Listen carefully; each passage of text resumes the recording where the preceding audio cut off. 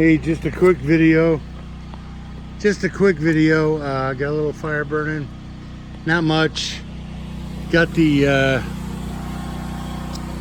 got the 2x8s all bolted in, ready for the 2x10. Getting this thing ready.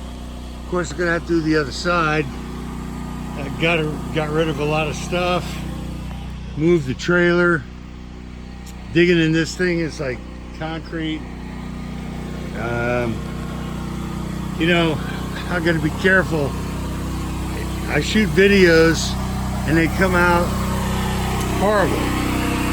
So this is where we're at. Gotta bring the Bobcat in. You know, I'm okay. Every day is a new day.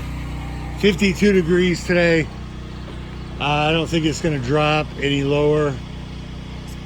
High 40s. There should be 70 in a couple weeks. And we'll be back in business. But that's it. You know, the fire is kind of a winky. But that's the best I got for today. Take care. I hope everybody's happy and healthy.